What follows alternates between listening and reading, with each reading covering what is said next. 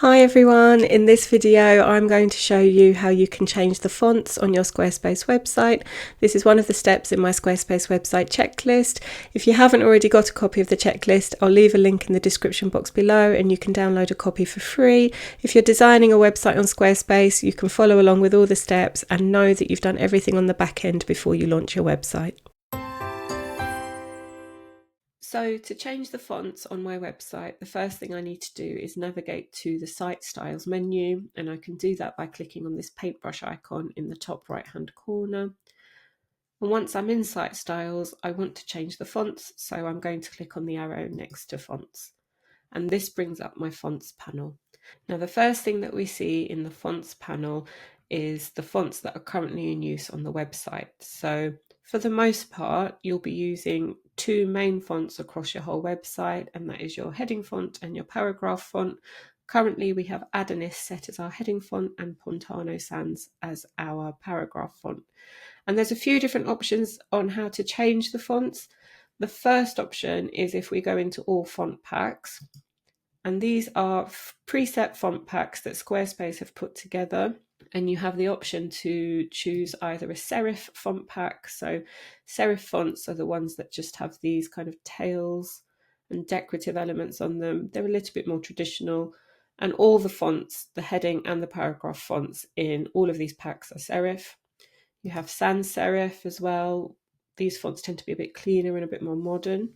And again, you have loads and loads of different options here, or you have the option to select a mixed font pack. So that means that either one of your heading or your paragraph font will be serif, and then the opposite font will be sans serif. And Squarespace have done a really good job of picking fonts that work well together. So you could choose any of these font packs and they would work. You can just see what resonates with your brand if you haven't got branding guidelines already set. But if I click on one, you'll see that my website over on the left-hand side updates immediately, and now my new fonts are in use. So that's great. But I have fonts that I actually want to use myself. So what I'm going to do is click back into the fonts panel, and this is where I can update my heading and my paragraph font myself. But before we get into that, I just want to talk about base size. So base size allows you to set the size for all the fonts that you use across your website. And then when you go into headings and paragraphs, you'll be able to set heading 1, heading 2, you'll be able to set the size for those individually, but all of that is relative to the base size. So at the moment, my base size is set to 16 pixels. If I wanted to make it bigger, I could click on this plus icon to make it bigger. If I wanted to make it smaller, I'd click on the minus icon. And generally, anywhere between 16 and 20 pixels is good for readability. If you go too much bigger than that, it starts affecting the design. You can see there's some weird wrapping going on here in the button. And if you go too small, then it affects how readable your text is. I mean, you can see these paragraph 2 and 3 are so tiny that they're not very easy to read. So I'm going to pop that back to 16. I was happy with how that looked. And then if I wanted to go ahead and change my headings, all I would need to do is click into headings, and the font that I'm currently using appears here at the top, but I want to change that. So if I click on the down arrow, it brings up all of these options, and there are literally hundreds in Squarespace. So if you know which font you want to use, you can search for it in here and click on it, and you can see on the left my heading font has immediately updated. Now, depending on the style of font that you choose, you will have some additional options here. So you have the option to change the weight of the font, and that's how thick the lines appear in the font, almost like bolding it. But this font type doesn't have any other options other than 400. You might also have the option to make it italic. So if we click in here, this particular font doesn't have the option, but sometimes different fonts have the option to make it italic. You can use the slider to change the line height. So all that changes is the distance between the actual font line and the line above and below it. So you can see they're kind of spreading out and getting further away from each other if I move the slider up. And if I move it back down to how it was, that looks a bit more normal. You've got the option to change the letter spacing. So again, if I slide that up, you'll see the letters all spread out further away from each other, or you can have them closer together. And then you've got the option for text transform. So you could make it all uppercase, for example, if you wanted. You could make it all lowercase. I tend to just leave it as none. If I want everything uppercase, I just hit the caps lock button as I'm designing the website and do it manually that way. I find that that gives me more flexibility if I just leave this on none. And then down at the bottom, this is where you have the option to change the actual sizing of how the headings appear. So you can see here, heading 1 is set to 4 REM, and all the 4 REM means is that this is 4 times the base size that we set at the beginning. So my base size was 16 pixels. This is 4 times 16 pixels. So my heading 1 will be 64 pixels. And I can use this slider to slide it up and down until I'm happy with the sizing. And I can do the same for heading 2 and heading 3, etc. So you've got lots of flexibility there to change the different heading sizes. And also for certain fonts, you'll have the option to change how they appear. If we go back to the fonts panel, I'll show you the paragraph menu as well. Now this is very similar to the headings, except for instead of 4 options for sizes, we only have 3. But I do want to change my paragraph font to Poppins, so I'm going to do that now. And you can see it's updated to Poppins just here in the left. And Poppins has lots of weight options over here, so we can make it slightly thicker in weight, or we can make it even thinner in weight. I'd say for readability, you want at least 400 in weight, so I'm going to keep it there. And for style, I can make it italic if I want to. Again, I tend to just keep this at normal, because if I want it to be italic, there is the option to do that as I'm building out a page. So I find that this gives me more flexibility if I leave that as normal.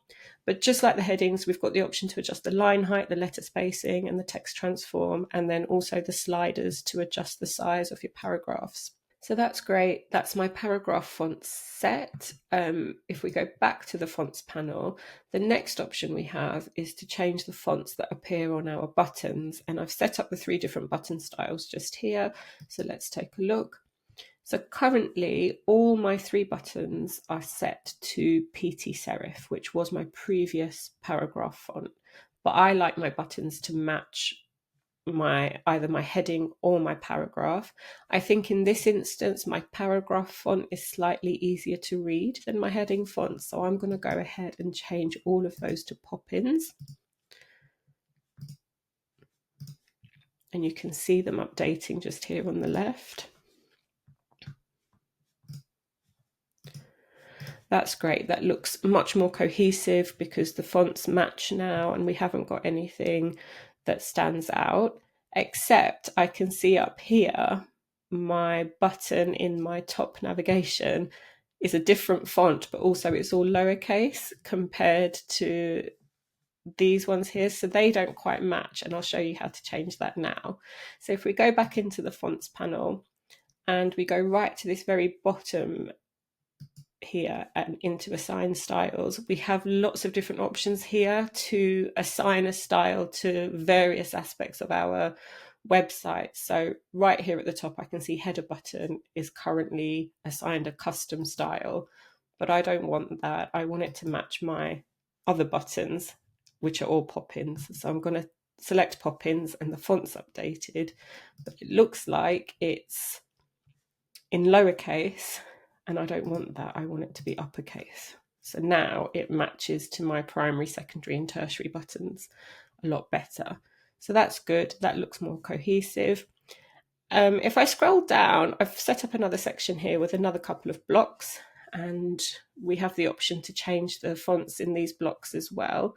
So I'll go back into the assign styles menu, and the first block I've got here is a quote block, and my quote is currently in a paragraph font, and my quote source looks like it was in my previous paragraph font, which is the PT Sans, which I don't want. So if we scroll down here to quote block source, it currently says miscellaneous, but I want it to match my paragraph.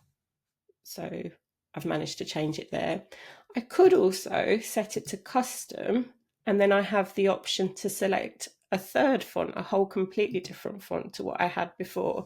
So say I wanted a bit more of a handwriting font, I could type in handwriting and it brings up a few options, and say I want this Adobe Handwriting Tiffany. You can see that the quote source is updated to my handwriting font now, but the rest of it has stayed how it was before. So that's also an option. And right here on the right, I've got a newsletter block. So if we go back into the sign styles, currently the title is my heading and the description is in my paragraph font. So if I scroll down to newsletter block, here we go. Yes, title is my heading font. The description is my paragraph font, but I want my title to match the description. So I'm going to click into that and select paragraph, and now it matches. Now that we've actually set our paragraph and heading font styles, I'm going to show you how you can actually use them across your website.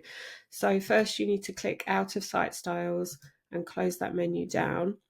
And then when you're on your website, you can add a new section, and I'm going to add a blank section to show you. And up here in the top left hand corner, you'll see this add block option. So click on add block and click text. And I'm just going to drag that to the center so it's a bit easier to see.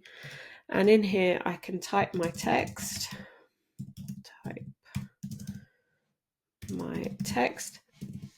And the default it will give it is a paragraph 2 option. But if I wanted to change it, I can click on the downward arrow here and I can select heading 1. And you can see now it's got my heading 1 option that I set in the site styles menu earlier.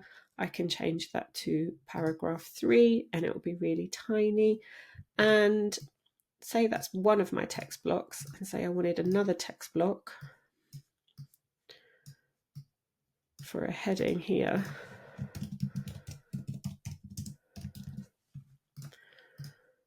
So I set that to heading 2, and this one I'm going to set to paragraph 2.